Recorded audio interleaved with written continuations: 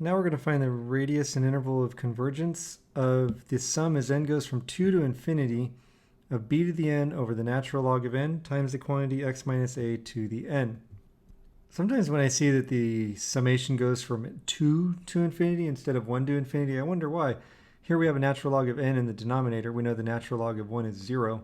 Can't have that in a denominator, so that's why the n equals 2. We're also told that b is greater than 0.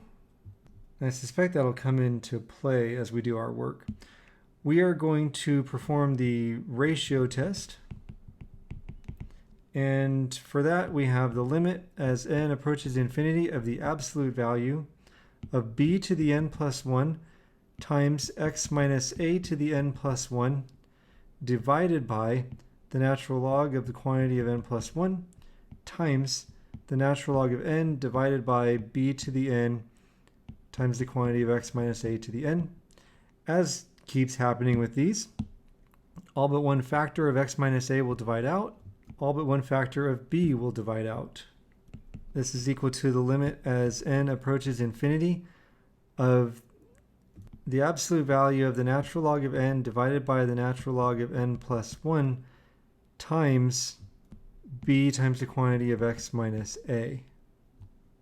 As an aside here, I mean, it's not really an aside, it's important for our work, but I'll call it an aside. The limit as n approaches infinity of the natural log of x divided by, oh, I had n going to infinity. I should have x going to infinity.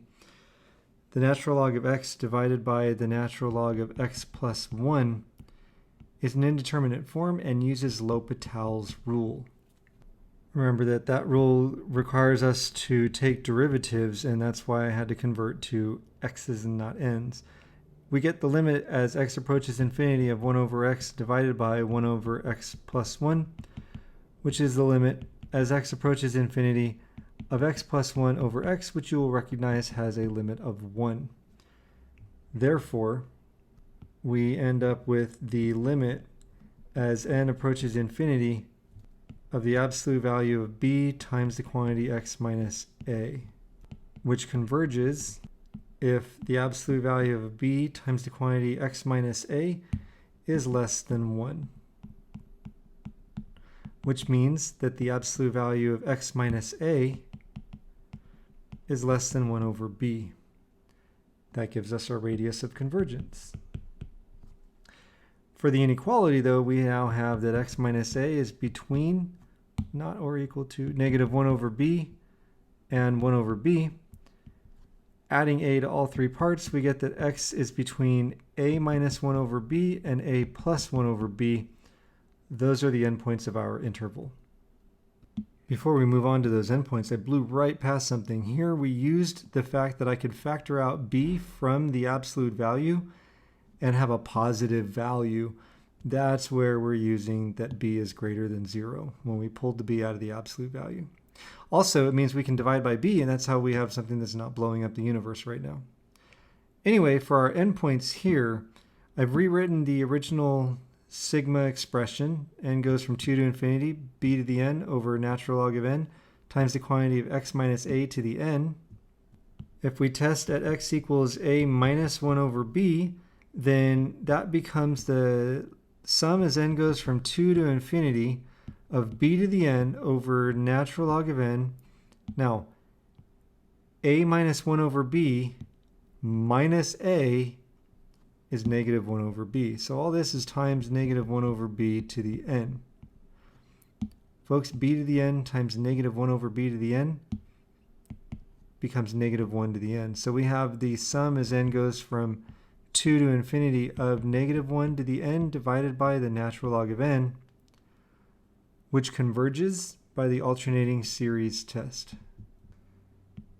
Testing x equals a plus 1 over b, we're looking at the sum as n goes from 2 to infinity of b to the n over the natural log of n times, now if x is a plus 1 over b, then x minus a is simply 1 over b. So I have 1 over b to the n. That divides out with b to the n. Here we have the sum as n goes from 2 to infinity of 1 over the natural log of n. However, 1 over the natural log of n is larger than 1 over n for all n values.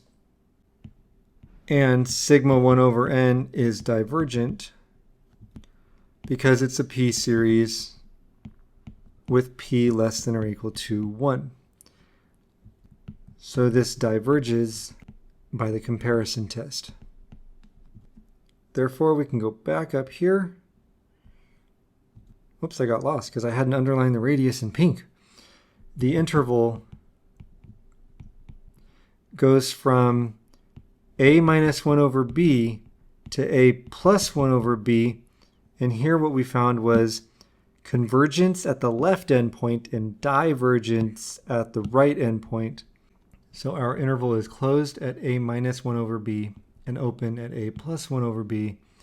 Now I put a box around the answer because otherwise how would anybody ever know where it was in this work?